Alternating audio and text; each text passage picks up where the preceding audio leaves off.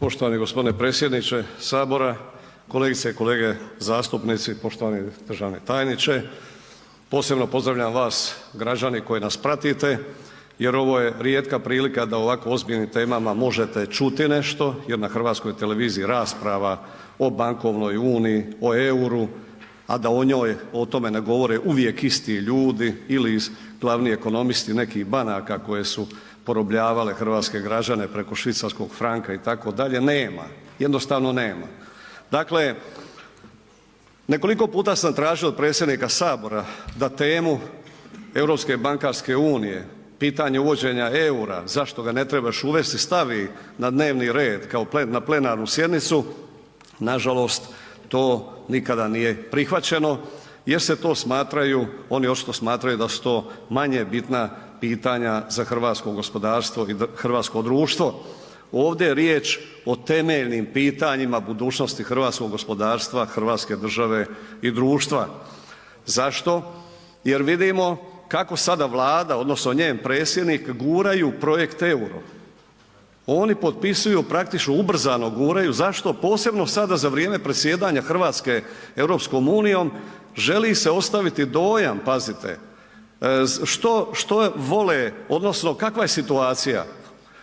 Centri moći uvijek vole slabe vlade i slabe države odnosno slabe državne institucije, a slabi predsjednici vlada i njihova ekipa, oni žele što prije predati odgovornost nekome drugom, konkretno u Bruxelles, da bi se odrekli odnosno riješili te odgovornosti, pa prema tome ako danas sutra bude nešto loše, da onda mogu reći oni su krivi, nismo mi.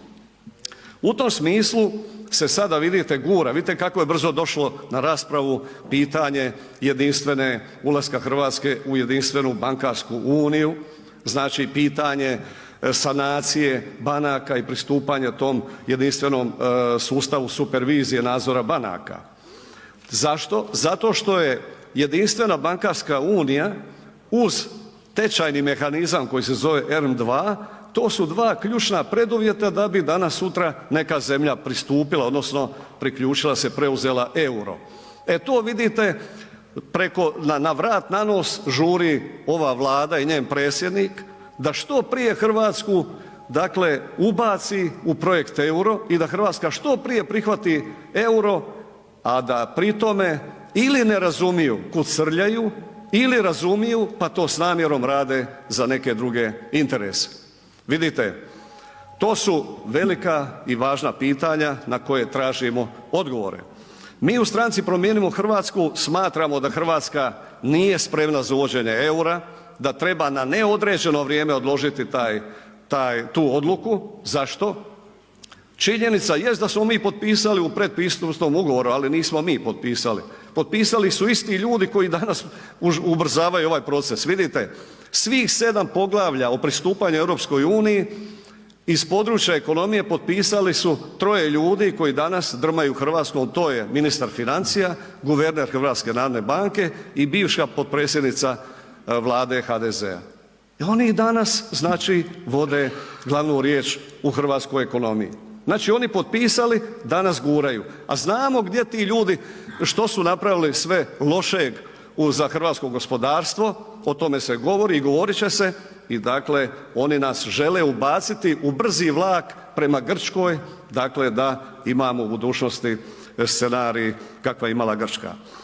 No, poštovani građani, vi znate da mi iz stranke Promijenimo Hrvatsku ne volimo govoriti o ideologiji, ne volimo samo kritizirati, kritike je nužno uputiti, ali zato ću sada navesti hrpu argumenata za ovo što sam maloprije rekao. Zašto bi Hrvatska postala članica bankarske unije Europske bankarske unije? Jesmo mi možda imali nekih velikih problema kao što su imale tamošnje banke? Za vrijeme krize financijske 2008. godine pa dalje, europske banke, najveće europske banke napravile su velike gubitke zbog špekulacija na američkom tržištu nekretnina i naravno diljem svijeta. I povećali su javni dug zemalja članica Europske unije za najmanje 20-ak postotnih bodova. U tom smislu možemo govoriti i reći da su banke postale danas najopasnije financijske institucije odnosno institucije koje najviše potencijalno već su pokazale rade i mogu destabilizirati kako financijski sustav, tako ekonomiju i čitave države odnosno narode. Zašto su one postale najopasnije financijske institucije? Zbog njihove enormne veličine i snage. Mi ih možemo zvati mega bankama, pa recimo navest ću primjer da 10 najvećih banaka u EU ima imovinu koja je jednaka bruto domaćem proizvodu svih zemalja članica EU. Ponavljam, 10 najvećih banaka ima imovinu koja je jednaka veličini bruto domaćeg proizvoda svih zemalja članica EU. To nad tim se treba zamisliti. E sada, postavlja se elementarno pitanje zašto nas gurate u euro? Zašto nas gurate u Europsku bankarsku uniju? Kao odgovor je sljedeći. Pa idemo prema Europskoj bankarskoj uniji, znate, oni su uredniji, oni će to bolje nadzirati, mi smo, vidite, kod nas to ništa ne funkcionira, bit će nam bolje. Ali ja ponavljam, mi nismo imali proračunske izdatke od 2008. do danas glede promašaja odnosno stradavanja hrvatskih banaka. Zašto? Jer one su tako male da nisu se bavile poslovima špekuliranja na međunarodnim tržištima i to je naša sreća, inače bi nastradali. S druge strane, što će nam ERM2? Pa mi ERM2 tečajni mehanizam imamo već 25 godina. Kako to mogu dokazati? Pa 25 godina tečaj kune varira oko središnjeg tečaja prema euru plus minus 3%, ajmo reći. To se u ekonomskoj teoriji smatra stabilnim, fiksnim deviznim tečajem. Dakle, ako smo imali stabilan devizni tečaj 25 godina, ako smo imali stabilno bankarstvo, relativno bolje, dakle u odnosu na ove gubitke, onda se postavlja pitanje zašto naše gospodarstvo nije uzletjelo? Zašto nismo imali puno više stope gospodarskog rasta? U čemu je problem? Vidite, to traži odgovore. Znači nije kvaka u tome da smo mi imali nestabilan devizni tečaj, da smo imali probleme, da smo imali ogromne gubitke banaka zbog ulaganja vani, ne. Ma stvar je u tome da mi ne možemo nigdje uspjeti. Nema te unije, saveza, nazovite kako hoćete, gdje Hrvatska može uspjeti dok se ne riješi i ne obračuna sa ovim domaćim mangupima, sa domaćom korupcijom, klijentelizmom. Bez toga mi ne možemo ništa napraviti. Nema tog saveza, nema te unije. Znači mi moramo prvo raščistiti sa svojima, inače ništa nećemo napraviti. Ajmo uzeti primjer iz Europe. O tome se isto, kada ste, dragi građani, slušali o tome da je na primjer u Njemačkoj Deutsche Banka najveći problem, najveća potencijalna ugroza za njemačko gospodarstvo, a i europsko je Deutsche Bank. Kako to? Koja je stara 146 godina, koja je pojam bankarstva u svijetu. Ona sada grca u dugovima. Ona ima dugova otprilike oko 1400-500 milijardi eura. Nitko ne zna u Njemačkoj kako će riješiti problem Deutsche Banke. O tome se pokušava se to i tamo pokušavaju preko toga preći, ali ne može. Ona je prošle godine imala gubitak, samo prošle godine od 6 milijardi eura i tako, jer je nastradala. Ona je bila jedna od najvećih praonica novca u svijetu.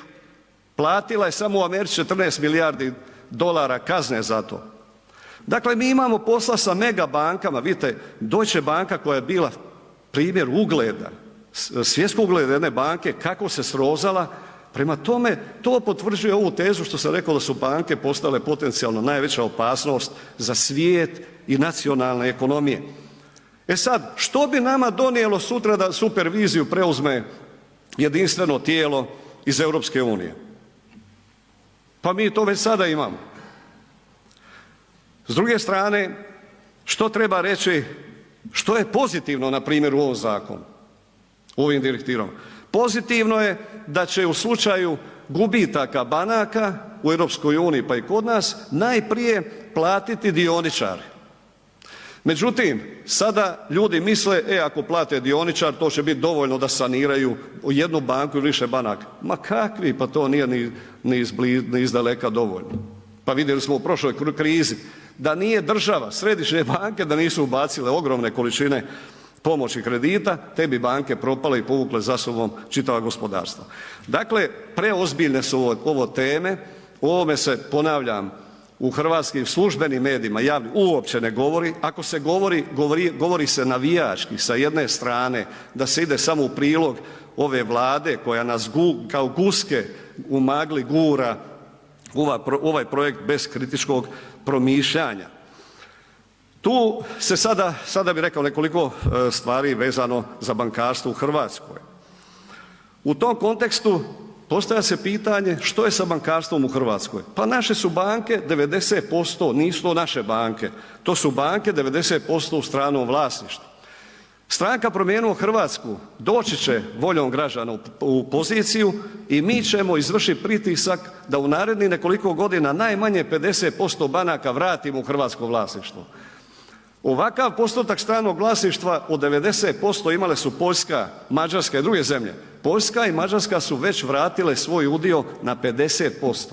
Onaj tko misli da može voditi neku ekonomsku politiku, a da nema barem 50% banaka u svom vlasništvu, taj se grdno vara, odnosno pokazalo mu je proteklih 15-20 godina da to nije dakle istina.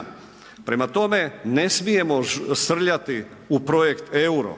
Ukoliko bude se, a vidim da se srlja i žuri, da se pokaže, da se dodvori ova Vlada centru i centrima moći u Bruxellesu i Frankfurtu, mi iz stranke Promijenimo Hrvatsku, a vidimo da postoji raspoloženje kod drugih nekih oporbenih stranaka, pokrenut ćemo referendum. Neće biti druge. Zašto Danska i Švedska nisu pristupile još bankovnoj uniji? Pa zato što nisu pristupili ni projektu EUR-o. Niko ih ne prisiljava.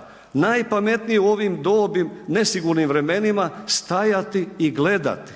Izašla je Velika Britanija, Brexit, to je neviđeno teška poruka. Mi ovdje nismo raspravljali o sadašnjosti i budućnosti Europske unije. Taj projekt su preuzeli financijski kapital, financijska oligarhija, a narod i suverene države su bačene u kut. Dakle, izvorni začetnici plemenite ideje Europske unije, oni se prevrću vjerojatno u grobu kad vide, oni su željeli uniju suverenih naroda. Tu ideju preuzeo krupni kapital, financijska oligarhija i ona će ga, nažalost to moram reći, upropastiti. Projekt EUR-o je velika šteta. Zašto? Zato što se forsira. Daleko je primjereniji bio mehanizam koji se zvao ERM1, koji se temeljio na obračunskoj valuti koji se zvao EKI i gdje su zemlje mogle ulaziti i izlaziti. Ako se nađu u nekim problemima, napuste određeno vrijeme pa se vrate. Ovdje ako se uđe predviđeno je da nema izlaska. Projekt i unija u kojoj nije predviđen mogućnost fleksibilnosti da izađeš pa se oporaviš, taj projekt će sam sebe unutra početi destruirati i dakle voditi prema propasti. U tom kontekstu dakle da zaključim, stranka Promijenimo Hrvatsku traži, odnosno zalaže se i mi ćemo napraviti, utjecati da se provede to da se postotak domaćih banaka u Hrvatskoj poveća na 50%. I druga stvar, zašto Europska unija, evo sad predsjedamo, zašto proteklih godina nije uveden red? Zašto je se pojavila sad situacija u Zagrebačkoj banci da je postala praonica stranog novca? Zašto već sada kad je to objavljeno, zašto iz Frankfurta, iz Europske središnje banke, iz Bruxellesa ne dođu u pomoć da znači nakon ovog izvještaja HNB-a koji je gotov, koji je debeo po mojim informacijama, ali se ništa ne otkriva. Zašto ne dođu dakle njihove institucije da Hrvatskoj pomognu kao zemlji slabih institucija, ova država je slaba. Prema tome, tu se vidi da je jednostavno Bruxelles traži neke stvari da se naprave propagandno, a državi članici je prepustio da se bavi svojim poslovima, da tolerira korupciju, klijentelizam i sve ostalo. Zašto se dopuštalo bankama, zašto nisu reagirale Europska središnja banka i ostale kad se ovdje trgovalo kreditima u švicarskim francima? Zašto se dopušta agencijama za utjerivanje dugova da ovako teroriziraju građane? Sve, dragi građani, imamo u stvari jednostavan zadatak. Na sljedećim izborima ili ćemo podržati promjene i dovesti nove ljude ili budimo spremni na konačni slom. Hvala. Idemo na drugi klub zastupnika, to je HDZ, poštovana kolegica Grozdana Perić, izvolite.